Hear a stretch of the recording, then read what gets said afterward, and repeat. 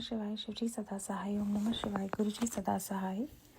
कैलाश संहिता का अध्याय 14 प्रणव के अर्थों का विवेचन। वामदेव जी बोले, भगवान षडानन, संपूर्ण विज्ञान में अमृत के सागर, समस्त देवताओं के स्वामी, महेश्वर पुत्र, प्रणतार्ती के भंजन कार्तिकेय, आपने कहा है कि प्रणव के 6 प्रकार के अर्थों का परिज्ञान अभिष्ट वस्तु को देने वाला है।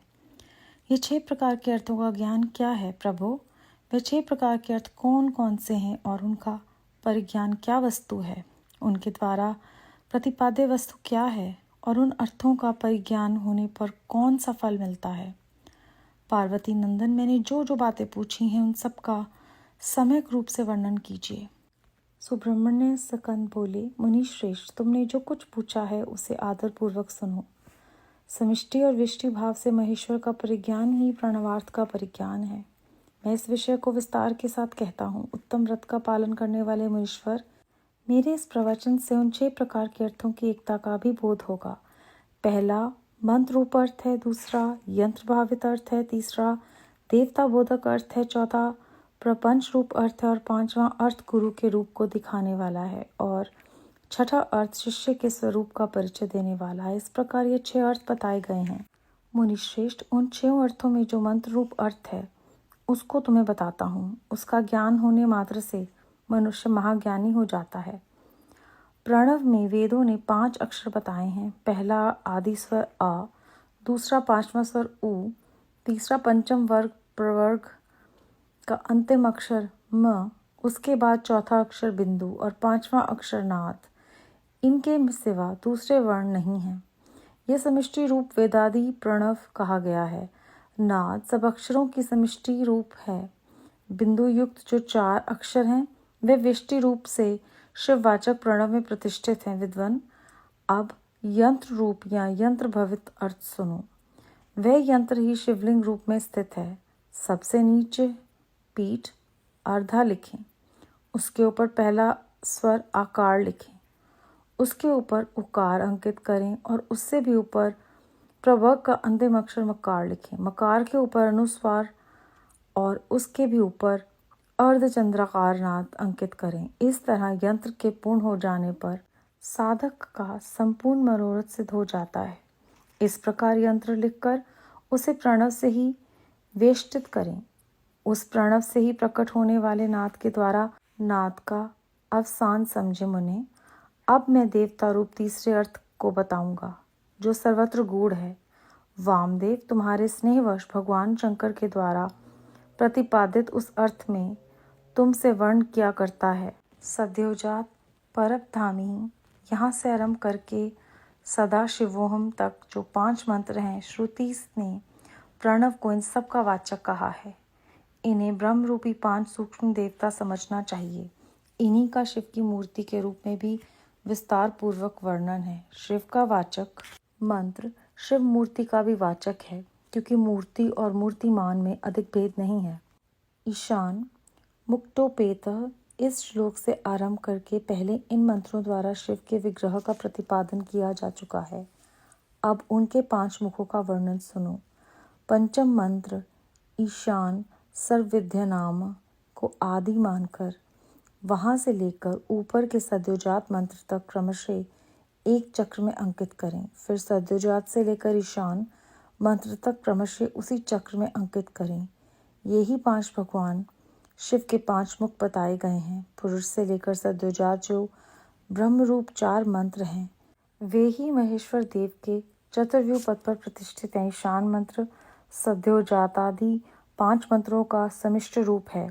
मुने, पुरुष से लेकर सद्योजात तक जो 4 मंत्र हैं वे ईशान देव के व्यष्टि रूप हैं। उसे अनुग्रह में चक्र कहते हैं। यही पंचार्थ का कारण है। ये सूक्ष्म निर्विकार अनामय परब्रह्म स्वरूप है। अनुग्रह भी 2 प्रकार का है। एक तो तिरोभाव आदि 5 कृत्यों के अंतर्गत, दूसरा जीवों को कार्य कारण आदि के बंधनों से मुक्ति देने में समर्थ है। ये दोनों प्रकार का अनुग्रह सदाशिव का ही द्वित कृत्य कहा गया है। मुने, अनुग्रह में भी सृष्टि आदि कृत्यों का योग होने से भगवान शिव के 5 कृत्य माने गए हैं। इन 5 कृत्यों में भी सद्योजात आदि देवता प्रतिष्ठित बताए गए हैं। वे 5 परब्रह्म रूप तथा सदा ही कल्याणदायक हैं। अनुग्रहमय चक्र शांतित कलारूप है। सदाशिव से अधिष्ठित होने के कारण उसे परम पद कहते हैं। शुद्ध अंतकरण वाले सन्यासियों को मिलने योग्य पद यही है। जो सदाशिव के उपासक हैं और जिनका चित्त प्रणोपासना में संलग्न है, उन्हें भी इसी पद की प्राप्ति होती है। इसी पद को पाकर मुनीश्वर गण उन ब्रह्म रूपी महादेव जी के साथ प्रचुर दिव्य भोगों का उपभोग करके महाप्रलय काल में शिव की समता को प्राप्त हो जाते हैं। वे मुक्त जीव फिर कभी संसार सागर में नहीं गिरते। ते ब्रह्मलोकेषु परांत काले परामृताः परिमुच्यन्ते सर्वे। इस सनातन श्रुति ने इसी अर्थ का प्रतिपादन किया है। शिव का ऐश्वर्य भी यह समष्टि रूप ही है। अर्थवेद की श्रुति भी कहती है कि वह संपूर्ण ऐश्वर्य से संपन्न है। संपूर्ण ऐश्वर्य प्रदान करने वाली शक्ति सदाशिव में ही बताई गई है। चमकाध्याय के पद से यह सूचित होता है कि शिव से बढ़कर दूसरा कोई पद नहीं है। ब्रह्मपंचक के विस्तार को ही प्रपंच कहते हैं। इन 5 ब्रह्म मूर्तियों से ही निवृत्ति आदि 5 कलाएं हुई हैं। वे सब की सब सूक्ष्म भूत स्वरूपिणी होने से कारण रूप में विख्यात हैं। उत्तम व्रत का पालन करने वाले वामदेव स्थूल रूप में प्रकट जो यह जगत प्रपंच है, इसी को जिसने 5 रूपों द्वारा व्याप्त कर रखा है, वह ब्रह्म अपने उन 5 रूप के साथ ब्रह्म पंचक नाम धारण करता है। मुनि श्रेष्ठ, पुरुष, श्रोत, वाणी, शब्द और आकाश, इन 5 को ब्रह्म ने ईशान रूप से व्याप्त कर रखा है। मुनीश्वर प्रकृति, त्वचा, पाणी, स्पर्श और वायु, इन 5 को ब्रह्म ने पुरुष रूप से व्याप्त कर रखा है। अहंकार, नेत्र, पैर, रूप और अग्नि, ये 5 अघोर रूपी ब्रह्म से व्याप्त हैं। बुद्धि, रसना, पायु, रस और जल, ये वामदेव रूपी ब्रह्म से नित्य व्याप्त रहते हैं। मन, नासिका, उपस्थ, गंध और पृथ्वी, ये 5 सद्योजात रूपी ब्रह्म से व्याप्त हैं। इस प्रकार ये जगत पंच ब्रह्म स्वरूप है। यंत्र रूप से बताया गया जो शिववाचक प्रणव है, वह नाद पर्यंत 5 वर्णों का समष्टि रूप है तथा बिंदु युक्त जो 4 वर्ण हैं, वे प्रणव के व्यष्टि रूप हैं। शिव के उपदेश किए हुए मार्ग से उत्कृष्ट मंत्र धीराज शिव रूपी प्रणव का पूर्वोक्त यंत्र रूप से चिंतन करना चाहिए। अध्याय 14 समाप्त। इस अध्याय में हमने प्रणव के 6 भेद हैं जो उनके बारे में जानकारी प्राप्त की। जो पहला मंत्र रूप है उसमें हमें बताया गया है कि 5 अक्षर हैं, आ, उ, म, बिंदु और 5वां अक्षर नाद। इसके सिवा दूसरा वर्ण नहीं है। इसे समष्टि रूप वेदादि प्रणव कहा गया है। यंत्र रूप या यंत्र भावित जो अर्थ है उसमें पीठ अर्घा लिखें और उसके ऊपर जो स्वर्ग आकार लिखते हैं हम, उसके ऊपर उकार अंकित करके उसके ऊपर प्रवर्ग का अंतिम अक्षर मकार लिखकर मकार के ऊपर अनुस्वार और उसके भी ऊपर अर्धचंद्राकार नाद जब हम अंकित करते हैं तो ये यंत्र के रूप में प्रणव का जो है वो रूप है। इसके बाद उन्होंने बताया है कि तीसरा देवता बोधक अर्थ है, जहाँ पे सद्योजात से लेकर ईशान 5 रूप में हम प्रणव का जो है वो अर्थ समझते हैं।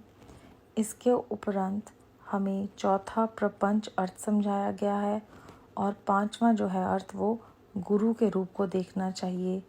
छठा जो है वो शिष्य का खुद ही स्वरूप बन जाता है। जितना भी स्थूल जगत हम देखते हैं वो 5 रूपों द्वारा व्याप्त किया हुआ है और ब्रह्मा अपने उन 5 रूपों के साथ ब्रह्म पंचक नाम धारण करते हैं। और उन्होंने हमें बताया कि पुरुष, श्रोत, वाणी, शब्द और आकाश ये ईशान रूप से व्याप्त हैं। प्रकृति, त्वचा, पाणी, स्पर्श और वायु, ये 5 को ब्रह्मा ने पुरुष के रूप में व्याप्त कर रखा है। अहंकार, नेत्र, पैर, रूप और अग्नि, ये 5 अघोर रूपी ब्रह्म से व्याप्त हैं।